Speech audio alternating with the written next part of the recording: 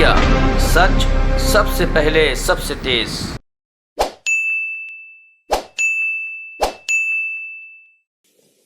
धन्यवाद अनिल जी।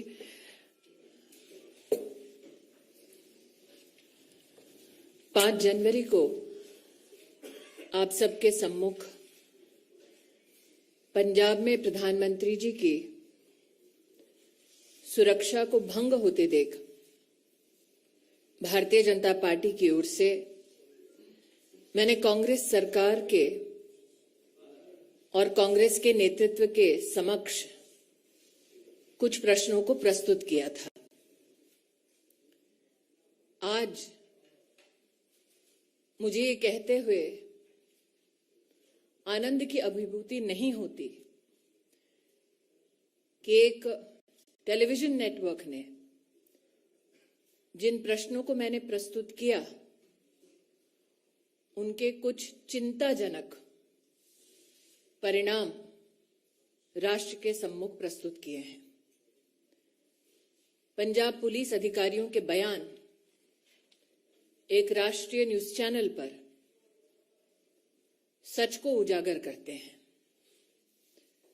पंजाब पुलिस के एक अधिकारी का ये वक्तव्य कि प्रधानमंत्री की सुरक्षा भंग होने की वो सूचना वरिष्ठ अधिकारियों को पंजाब के प्रशासन, पंजाब की कांग्रेस सरकार को देते रहे,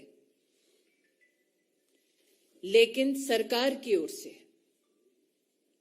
कोई भी ऐसा हस्तक्षेप जो प्रधानमंत्री जी को सुरक्षित कर सके, ऐसी कोई भी कार्रवाई पंजाब की कांग्रेस सरकार ने नहीं की। मैं अपने प्रश्नों को दोबारा दोहराने के साथ साथ एक नया प्रश्न उसमें जोड़ती हूं। डीजीपी ने क्यों पूरी की पूरी व्यवस्था और रूट सुरक्षित है ऐसा संदेश प्रधानमंत्री जी की सुरक्षा टीम को दिया? पंजाब के वो कौन कांग्रेस की सरकार के आला अधिकारी हैं जो इस सूचना, इस अलर्ट के बावजूद प्रधानमंत्री जी को सुरक्षित करने के लिए कोई भी कदम नहीं उठा रहे थे? पंजाब के आला अधिकारियों को कांग्रेस की सरकार के किस नेता ने आदेश दिया कि पंजाब में प्रधानमंत्री की सुरक्षा को खंडित किया जाए? ये दुर्भाग्य की बात है कि कांग्रेस के नेता इस गंभीर परिस्थिति को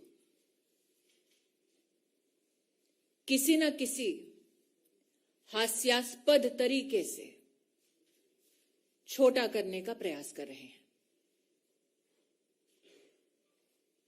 पंजाब पुलिस के अधिकारियों का बयान देना कि बार बार उनकी कोशिशों के बावजूद कांग्रेस पार्टी के नेतृत्व ने जानबूझकर प्रधानमंत्री को एक असुरक्षित माहौल में रखा, यह न सिर्फ निंदनीय है बल्कि दंडनीय भी। Ladies and gentlemen of the media, on the 5th of January, on behalf of the Bharatiya Janata Party, we came to you with our outrage with regard to the breach of the Honorable Prime Minister's security in the state of Punjab. The questions I posed before you to the Congress High Command and the Congress leadership were this: why did the DGP police in Punjab give an all clear in terms of the safety of the route that was to be undertaken by the Honorable Prime Minister? This question was met with an expose by a national news channel. What is extremely disconcerting is that Punjab police officials in this news report have highlighted how they continuously engaged with the Congress government and administration in Punjab to bring to light the threat to the security of the Honorable Prime Minister and his route. The question that begets this expose is who in the Punjab Congress-led government continued to deliberately ignore these threats to the Prime Minister's security. Today, I am joined with and by Shri Anil Baluni to reiterate those very questions to the Congress High Command. Why were security measures which are protocoled for the Honorable Prime Minister deliberately breached due to the active connivance of the Congress-led government in Punjab? Who sought to benefit in the Congress party from the breach of the Prime Minister's security?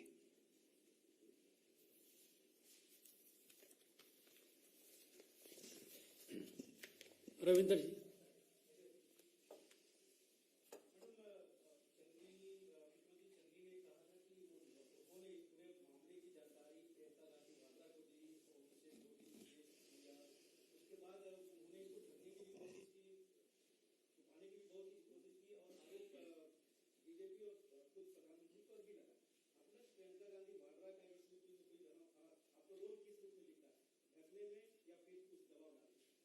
Ravindra जी, जब मैं आपके सम्मुख प्रस्तुत हुई थी 5 जनवरी को, तब कांग्रेस के नेतृत्व में प्रधानमंत्री की असुरक्षा को लेकर, सिक्योरिटी ब्रीच को लेकर जश्न का माहौल था।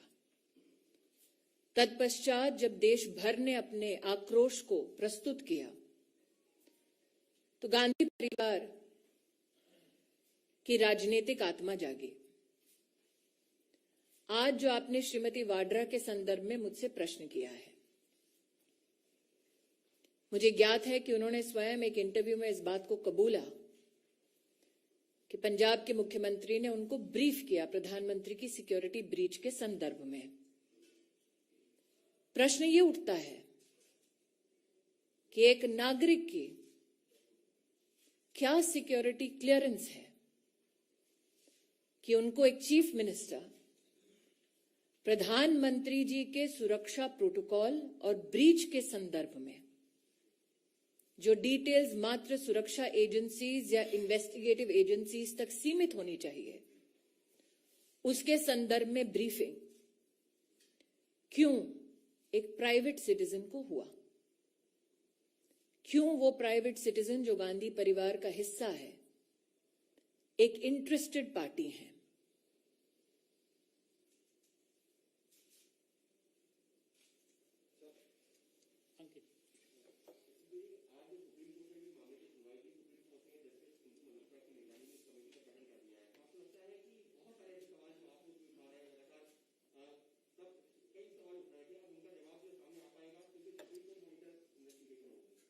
मैं इतना ही कहूंगी कि मैं माननीय सुप्रीम कोर्ट पर टिप्पणी करना उचित नहीं समझती। जिस पैनल का उन्होंने गठन किया है, उसके माध्यम से जब फैक्ट्स प्रस्तुत होंगे, मेरी पार्टी की ओर से अगर निर्देश होगा तब उस पर टिप्पणी करना तो मैं निश्चित रूप से करूंगी। लेकिन जो मैंने रविंद्र जी को कहा, मैं स्तब्ध हूं कि वो अब तक किसी पत्रकार ने पूछा नहीं कि एक साधारण व्यक्ति, उसके पास क्या सिक्योरिटी क्लियरेंस थी और वो क्यों इंटरेस्टेड पार्टी है कि प्रधानमंत्री की सुरक्षा किस प्रकार से भंग हुई, सुरक्षा के प्रधानमंत्री के क्या प्रोटोकॉल हैं, उसके बारे में जानकारी उनको क्यों दी गई? जी Himanshu. Ma'am, republic media network ने एक वीडियो दिखाया था खालिस्तान वाला, और खालिस्तान का जो वीडियो दिखाया था उसके बाद ये बात सामने आई थी कि किसानों को पहले से ही बताया गया था कि उन लोगों को इकट्ठा होना है और प्रधानमंत्री के खिलाफ नारेबाजी करनी है। इस बात को लेकर किस तरीके से क्या कहना चाहेंगे, क्योंकि जब जानकारी थी उसके बावजूद भी कुछ नहीं किया? मैंने हिमांशु जी जब अपना वक्तव्य 5 जनवरी को दिया तब कहा planted political instruments. This is post the withdrawal of the farmers' bill. So I again reiterate, who benefited in the Congress party from breaching the Prime Minister's security and putting the Prime Minister at harm? From Times Former, we have seen various videos of those farmers who were protesting on that particular stretch where Prime Minister was going, and they are calling for calling people over there on that particular road before the protest starts. Now, Sikh for Justice also claiming the responsibility, but the government, Punjab government, is not saying anything against this Khalistani link, and also again today the Supreme Court lawyers. Are you surprised that the Congress High Command does not speak against those who seek to disintegrate India? Are you surprised that the Congress leadership will not take a position against those who seek to break India? Thank you.